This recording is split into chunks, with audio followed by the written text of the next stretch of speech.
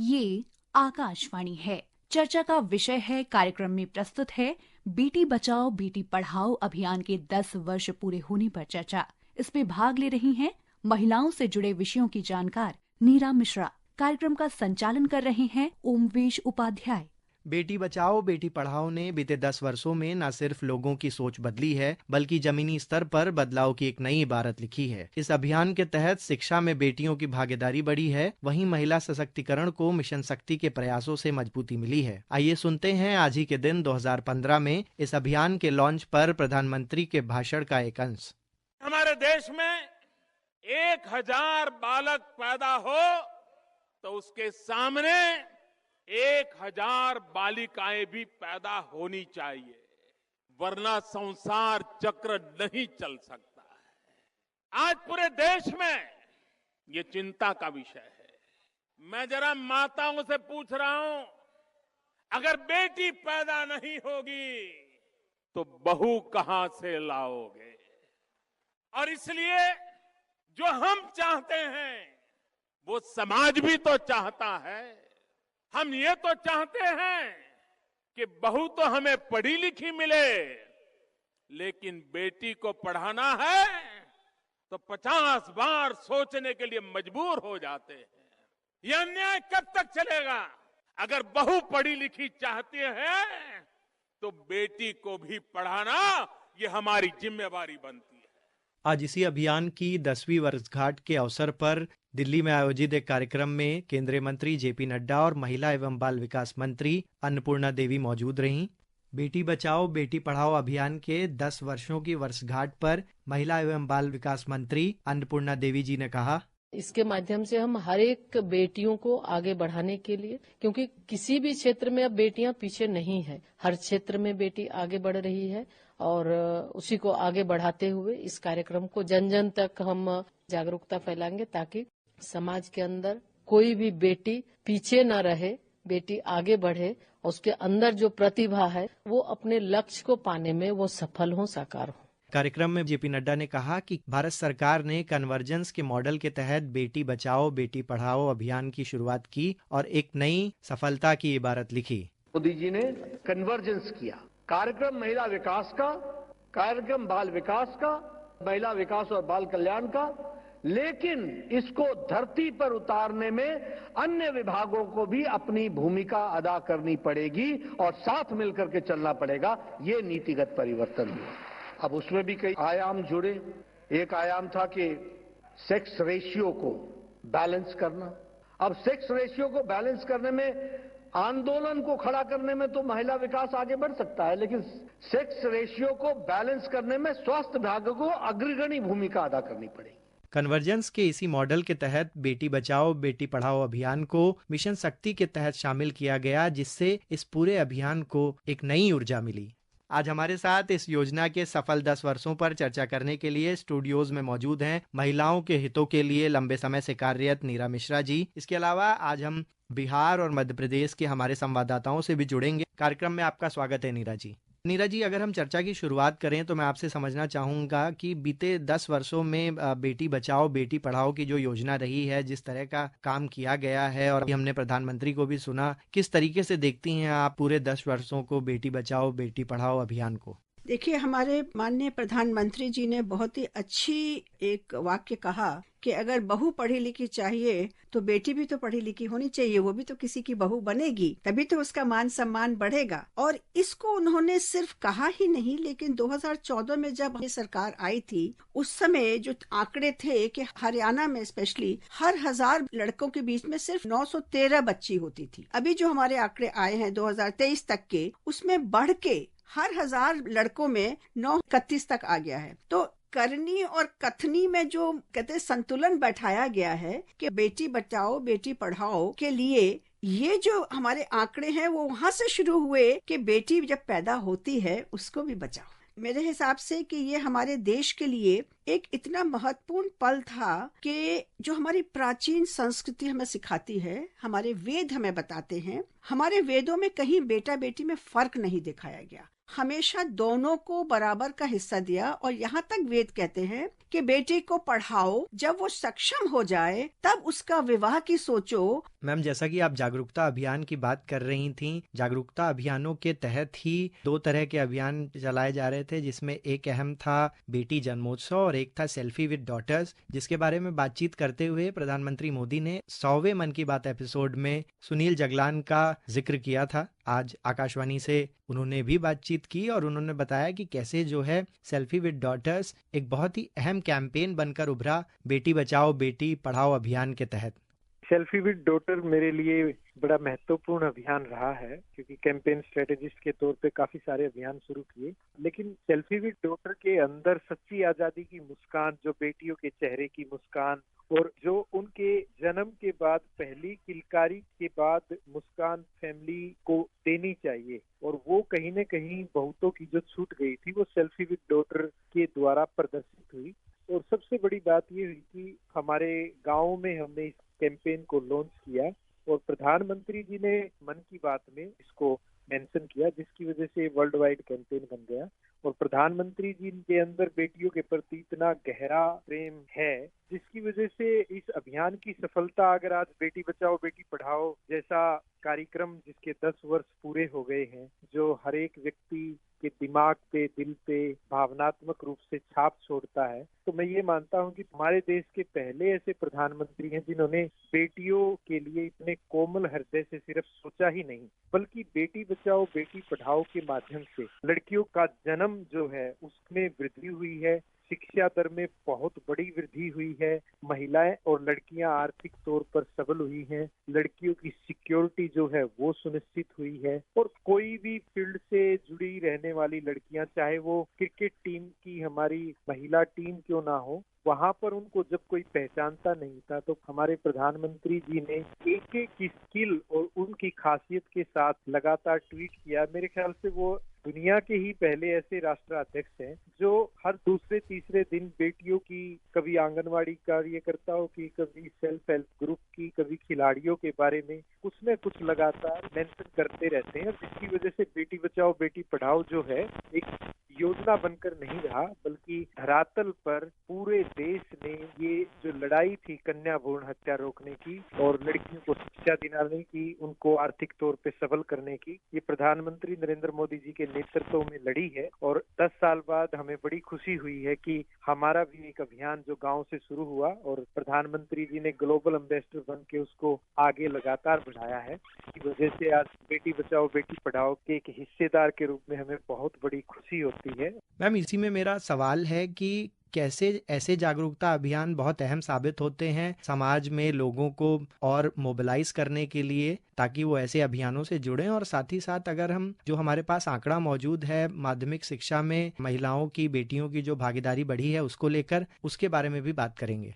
देखिए, पहली बात तो मैं जो पहला वाला है कि बेटी के साथ सेल्फी, उसका एक इतना सुंदर एक व्यापक कहना चाहिए प्रभाव पड़ा था कि बहुत सारे हरियाणा से स्पेशली कुछ लोगों ने जिसके घर में बेटी पैदा होती थी वो एक पेड़ लगाते थे। तो ये भी एक अभियान चलने लगा कि जब बेटी का हम उत्सव मना रहे हैं तो हम एक पेड़ लगा रहे हैं, क्योंकि वो पेड़ हमेशा के लिए एक संरक्षक की चीज हो जाती है। और ये जो एनरोलमेंट की आपने बात कही कि शिक्षा के क्षेत्र में जो 80% अब हो गया है, इससे सामाजिक सोच में जो बदलाव आया है, लोगों के दिमाग में ये चीज बैठ गई है। क्यों बैठी है इसको जानना जरूरी है। उन्होंने सिर्फ बेटी पढ़ाओ बेटी बचाओ नहीं करा, इसके साथ उन्होंने इंक्लूसिव बहुत सारी ऐसी योजनाएं लगा दी कि जो ऑलरेडी थोड़ी बहुत पढ़ी लिखी थी, सिखाना उनको अपॉर्चुनिटीज देना डिफरेंट फील्ड में, उनके लिए एक सेल्फ हेल्प ग्रुप्स के द्वारा अलग अलग अपॉर्चुनिटी देना, उनको प्राइम मिनिस्टर मुद्रा योजना में इंक्लूड करना, उनको जनधन योजना में इंक्लूड करना, कि मतलब हर क्षेत्र में उन्होंने महिलाओं के लिए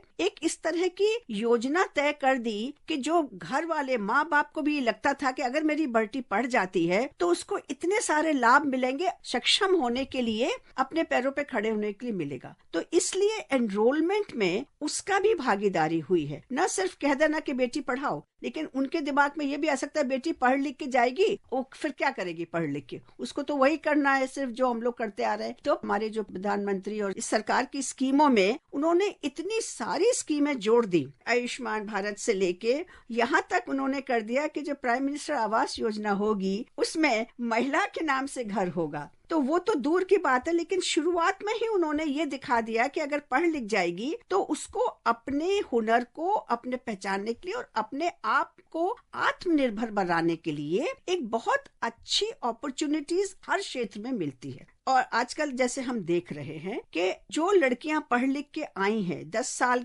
में जो लड़कियां छोटी छोटी थी आज भी 10वीं में हैं, वो जब देखती हैं कि आर्मी में कितना जबरदस्त इंक्रीज हुआ है, ऑलमोस्ट 70% इंक्रीज हुआ है पहले से, और साइंस एंड टेक्नोलॉजी में उनको अपॉर्चुनिटीज मिल रही हैं, स्टेप में उनको मिल रही हैं। इस तरह से जब लड़कियां देखती हैं, माँ बाप देखते हैं कि बच्चियों को हर क्षेत्र में आगे बढ़ने का और लीडरशिप रोल लेने का भी जो मौका मिल रहा है, उससे जो प्रोत्साहन हो रहा है, वो बहुत इम्पोर्टेंट एस्पेक्ट है इस सरकार का होलिस्टिक डेवलपमेंट करने का। तो प्राइम मिनिस्टर की जैसे मैंने कहा मुद्रा योजना में भी ऑलमोस्ट 98% महिलाएं माइक्रो फाइनेंस ले रही हैं। तो मतलब उनका एम्पावरमेंट हो रहा है, उनका सशक्तिकरण हो रही है, उनकी सामाजिक सशक्तिकरण हो रहा है, और उनका कहना चाहिए अपने आप में सेल्फ विश्वास जी वो बढ़ रहा है।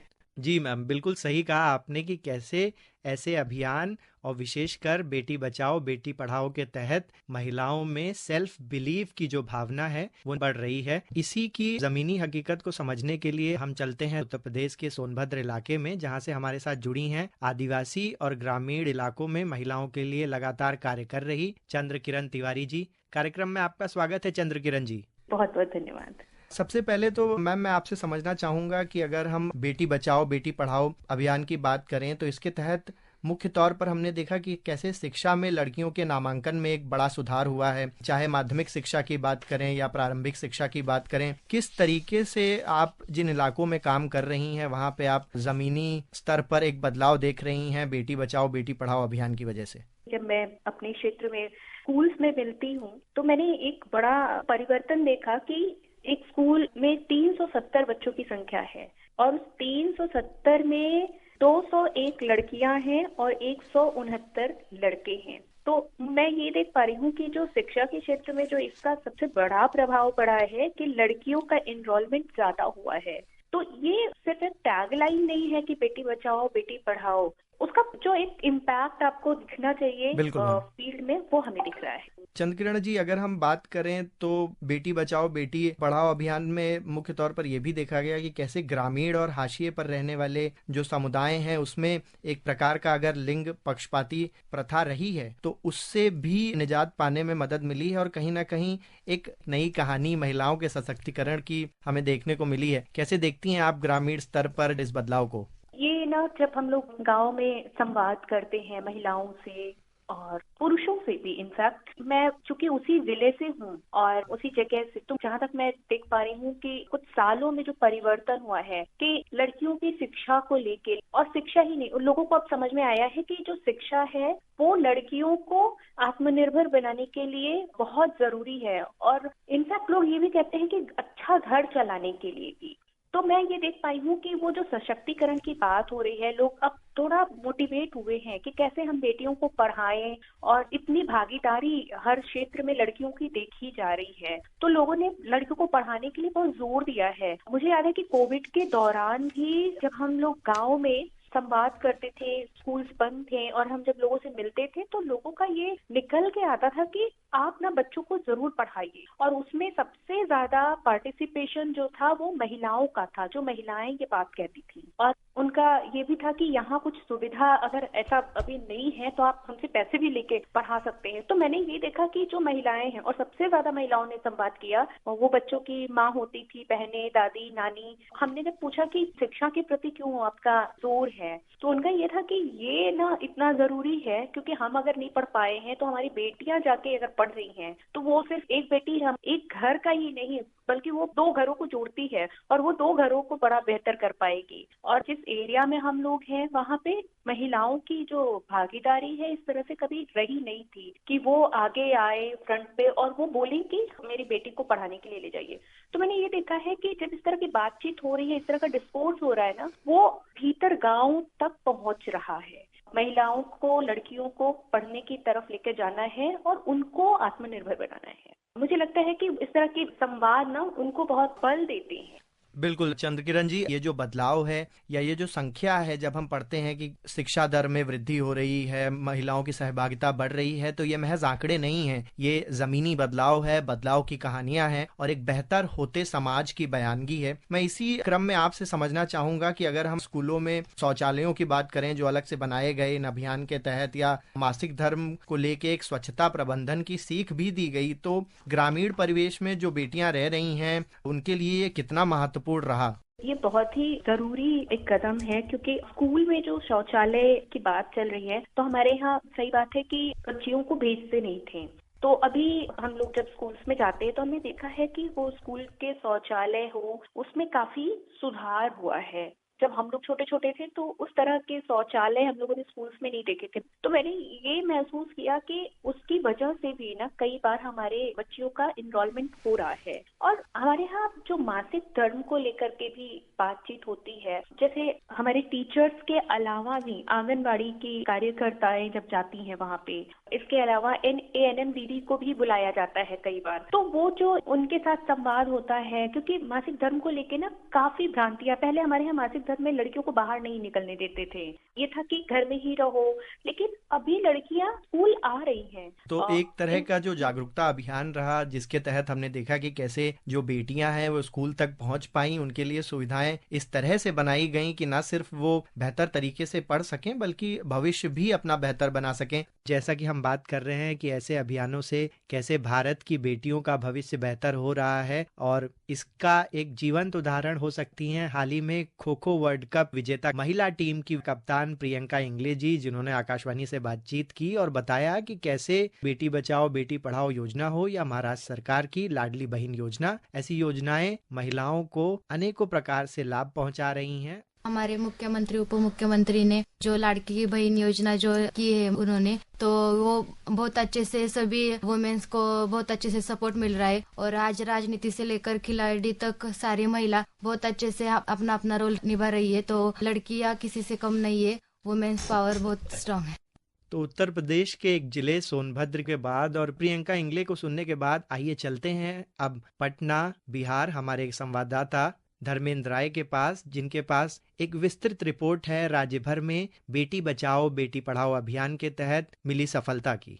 बिहार में बेटी बचाओ बेटी पढ़ाओ अभियान के कार्यान्वयन के सकारात्मक लाभ मिले हैं। सबसे प्रमुख परिवर्तन स्कूलों में बच्चियों की ड्रॉप आउट की संख्या में सुधार की उपलब्धि के रूप में देखने को मिली है। महिला और बाल विकास मंत्रालय के आंकड़ों के अनुसार करीब 3 लाख बेटियों को शिक्षित किया गया है। इससे बीच में ही पढ़ाई छोड़ने वाली बच्चियों की संख्या में सुधार हुआ है और इसमें काफी कमी आई है। केंद्र सरकार ने कम लिंगानुपात वाले कई जिलों की पहचान की थी, उनमें एक रणनीति के तहत कार्रवाई की गई, जिससे काफी गुणात्मक सुधार देखने को मिले हैं। वहीं बेटियों के प्रति माता पिता की सोच में भी बदलाव देखने को मिला है। वैशाली जिले ने इस अभियान के लागू होने पर सर्वश्रेष्ठ प्रदर्शन करते हुए बालिकाओं की शिक्षा में अच्छी उपलब्धि हासिल की है। इसके तहत वैशाली जिले में 34,000 से अधिक बेटियों को स्कूलों से जोड़ा गया है। बिहार में 2011 की जनगणना के अनुसार राज्य में प्रति 1000 पुरुषों पर महिलाओं की संख्या 918 थी, जो राष्ट्रीय औसत से काफी कम था। वहीं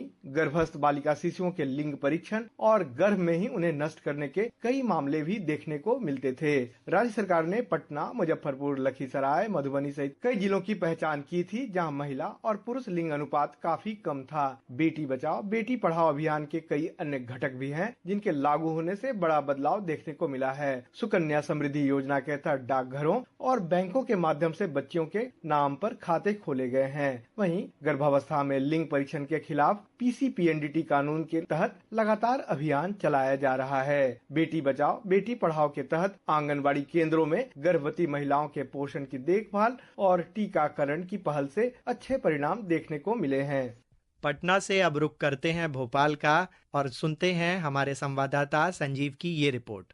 केंद्र सरकार की बेटी बचाओ बेटी पढ़ाओ पहल पर अमल करने के मामले में मध्य प्रदेश बहुत आगे है। मध्य प्रदेश सरकार ने न केवल इस पहल को पूरी तरह से अपनाया है, बल्कि बेटियों की बेहतरी के लिए इससे जुड़ी कुछ ऐसी योजनाएं भी शुरू की हैं, जिन्हें आज दूसरे राज्य भी अपना रहे हैं। इनमें स्कॉलरशिप के साथ साथ पढ़ाई में सुविधा के लिए साइकिल, स्कूटी और लैपटॉप प्रदान करना शामिल है। तमाम योजनाओं में सबसे प्रमुख है लाडली लक्ष्मी योजना।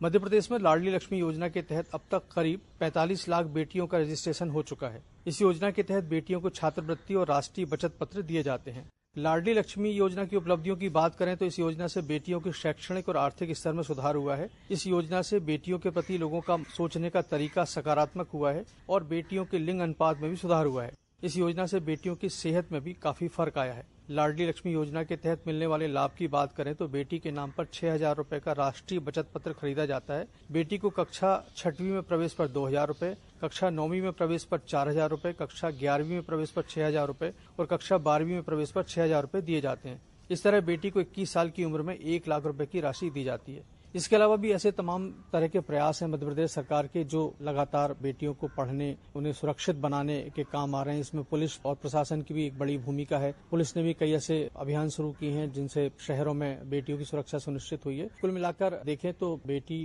पढ़ाओ बेटी बचाओ जो अभियान है वो मध्य प्रदेश में काफी अच्छे तरीके से उस पर अमल हो रहा है और उसके बहुत अच्छे सकारात्मक नतीजे भी देखने को मिले हैं। नीरा जी, हमारे पास स्वास्थ्य सेवा में जो सुधार हुआ है उसका जो आंकड़ा है कि संस्थागत प्रसव में 2014-15 में 87% था, वो बढ़कर 2019-20 तक 94% से अधिक हो गया है, जिससे कई क्षेत्रों में माताओं और शिशुओं के लिए सुरक्षित प्रसव जो है वो मुमकिन हो पाया है। मैम, बिल्कुल, ये कितना महत्वपूर्ण ये तो बहुत ही महत्वपूर्ण है, क्योंकि बेटी बचाओ का मतलब ही ये हो गया कि जब तक बेटी स्वस्थ नहीं बनेगी तब तक माँ स्वस्थ नहीं होगी, तब तक बच्चे स्वस्थ नहीं होंगे और स्वस्थ माँ ही स्वस्थ बेटी को जन्म दे सकती है। तो इससे बेटी के प्रति, जैसे अभी किरण जी ने जो कहा सोनभद्र डिस्ट्रिक्ट से, कि पहले ये कहते थे कि लड़की पैदा हो गई तो एक बोझ बन गई, आजकल उसको बोझ नहीं, उसको एक अमृत की तरह, उसको एक भगवान का प्रसाद माना जाता है कि ये हमारे घर का नाम रोशन करेगी, ये हमारी कुलदीप। आजकल लड़की का भी नाम लोग सोचते हैं,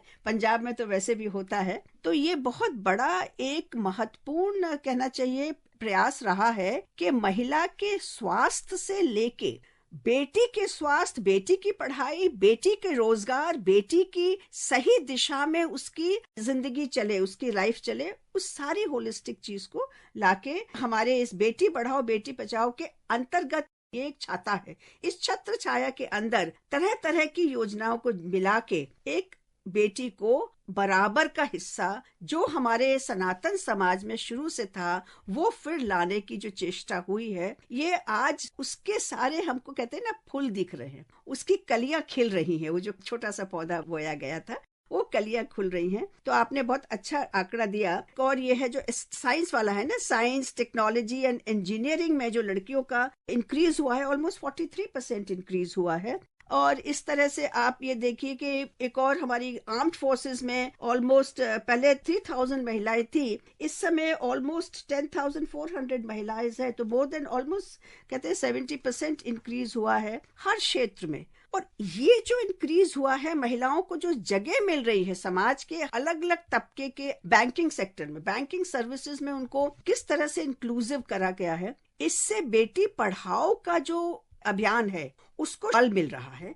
क्योंकि माँ बाप जान रहे हैं कि हमारी बेटी आगे चल के एक सक्षम नारी बनेगी और सक्षम नारी ही सक्षम देश के लिए बहुत महत्वपूर्ण है। देश जब भी सक्षम हो सकता है जब उसके दोनों पहिए और दोनों हाथ, पूरा अंग उसका एक तरह से कहना चाहिए सक्षम हो। बिल्कुल मैम, इसमें मैं आपसे समझना चाहूँगा कि अगर हम अलग अलग प्रांतों की बात करें भारत के, तो हर जगह एक अलग चुनौती दिखाई देती है जब हम बेटी बचाओ बेटी पढ़ाओ जैसे अभियान के सफल होने के प्रयासों पर चर्चा करते हैं।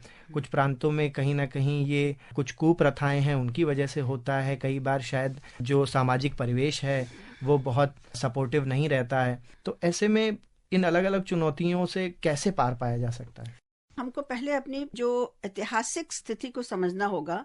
शुरू में ही एक हमारे यहाँ बराबर का हिस्सा था, लेकिन एक हमारे देश में एक ऐसा दौर आया जब महिला कहते हैं कि महिला को सुरक्षित करना, पर्दा में रखना बहुत महत्वपूर्ण हो गया, नहीं तो हमारे बच्चियां नहीं बचती।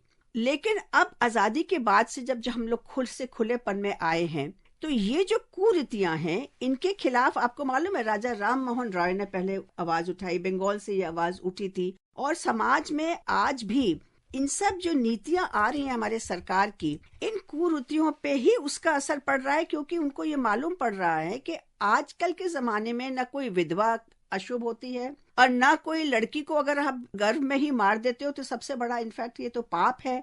तो एबॉर्शन का इश्यूज भी आजकल बहुत अच्छी तरह से सरकार ने टैकल करे हैं। गर्भ में मार दो वो खत्म हो रहा है, बिकॉज सरकार की नीतियां बहुत स्ट्रांग हो गई हैं। इधर शिक्षा के कारण और महिला की एक कहते हैं ना, उसकी अपना अस्तित्व के कारण उसका अस्तित्व अच्छा हो रहा है, इसलिए विधवा को भी एक एसेट माना जा रहा है। हम तो कहते हैं कुंती विधवा थी, उसने कैसे 5 पांडवों को पाल के उनकी राज्य दिलवाया था। तो महिला को हम लोगों ने कभी नहीं माना, लेकिन हाँ कुरीतियां आई, जिस वजह से आई वो चीजें प्राइम मिनिस्टर खुद कह रहे हैं, हमें ये समय आ गया है कि हम गुलामी की जंजीरों को तोड़ के उस मानसिकता से आगे निकलकर अपनी जो हमारी स्वरूप है हमारे देश का, भारत का, वो स्वरूप को अगर हम ले आते हैं तो भारत देश में नारी का क्या स्वरूप था। जिस घर में नारी की पूजा होती है उस घर में स्वर्ग बसता है, उस घर में देवता आते हैं।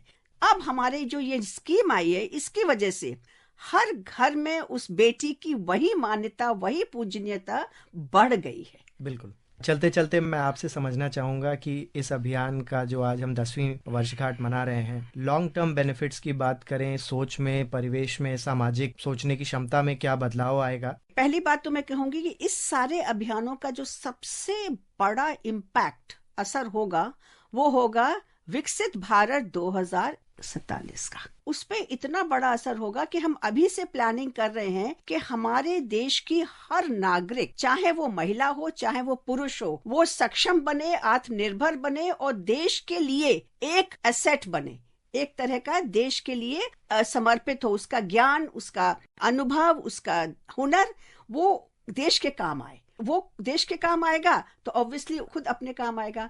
तो जब मैं पढ़ाने जाती हूँ, मैंने शुरुआत करी थी एक बहुत ही पिछड़े हुए डिस्ट्रिक्ट से, अनुभव की आपने बात करी, जिसका नाम है फर्रुखाबाद। वो द्रौपदी का जन्म स्थान है और वहां पे भी महिलाएं बहुत बुरी हालत में थी। तो हम लोग ने जब कंप्यूटर सिखाना शुरू करा उनको, तब उन्होंने जाना कि मैं कंप्यूटर भी सीख सकती हूँ और कंप्यूटर द्वारा हम नॉर्मल लर्निंग भी कर सकते हैं। तो उनको एक इंटरेस्ट आ गया और वो जो चेंज आया, तो आज वहां से लड़कियां दिल्ली में, लखनऊ में, आगरे में जाके अब नौकरी कर रही हैं। तो ये बहुत ही मतलब कहते हैं कि अगर आप उनको सही दिशा, शिक्षा और उनका आत्मसम्मान बढ़ाओगे, लेकिन वो होगा जब उस घर के, उस कम्युनिटी के, उस समाज के उनके माँ बाप, भाई और उस समाज के जो प्रधान है या वहां के लोग हैं, वो इस बात को समझेंगे। और ये जो स्कीम आई थी बेटी बचाओ बेटी पढ़ाओ, इसने जो पूरा धरातल पे जाके हर घर में इस चीज को पॉपुलराइज करा, उससे ये चेंज आया। वो चेंज आज हमको दिख रहा है और 2047 में विकसित भारत में मेरा पूरा मानना है कि ऑलमोस्ट 50% महिलाओं का भी उतना ही योगदान होगा जितने हमारे भाई बहन और आपका होगा। और हमारे देशवासियों को और महिलाओं के साथ उनके सब भाइयों को भी बहुत बहुत धन्यवाद कि उनकी बहनें आगे बढ़ रही हैं और वो भी गर्व से कह सकते हैं कि देखो मेरी बहन आज प्लेन उड़ा रही है, मेरी बहन आज ट्रेन चला रही है, या मेरी बहन ने योगदान दिया था चंद्रयान में। इस तरह से एक जो भाव आता है अपनी बहन के प्रति, वो हर पुरुष में अगर जाग जाएगा, जो हमारे प्रधानमंत्री जो कि बहुत क्वाइटली कितनी लड़कियों की शिक्षा के ऊपर अपना दान दे रहे हैं। बीते 10 वर्षों की सफल यात्रा निरंतर जारी रहेगी, ताकि आज जैसे हमें खेल से लेकर विज्ञान के क्षेत्र में महिलाओं का दमखम दिख रहा है, वो और बढ़ सके और मजबूत हो सके। इसी निश्चय के साथ आज के कार्यक्रम को विराम देते हैं। हमारे साथ कार्यक्रम में जुड़ने के लिए नीरा जी आपका, चंद्रकिरण जी आपका और हमारे दोनों संवाददाताओं का बहुत बहुत धन्यवाद। बहुत बहुत शुक्रिया। अभी आप सुन रहे थे बेटी बचाओ बेटी पढ़ाओ अभियान के 10 वर्ष पूरे होने पर चर्चा। इसमें भाग ले रही थी महिलाओं से जुड़े विषयों की जानकार नीरा मिश्रा। कार्यक्रम का संचालन कर रहे थे ओमवेश उपाध्याय। ये कार्यक्रम आकाशवाणी की समाचार सेवा प्रभाग द्वारा प्रस्तुत किया गया। इसे आप हमारे mobile app news on AIR और YouTube channel news on AIR official पर भी सुन सकते हैं। इस कार्यक्रम के संबंध में अपनी प्रतिक्रिया आप हमें ईमेल या व्हाट्सएप के माध्यम से भेज सकते हैं। ईमेल का पता है airnsttalks@gmail.com और व्हाट्सएप नंबर है 9289094044।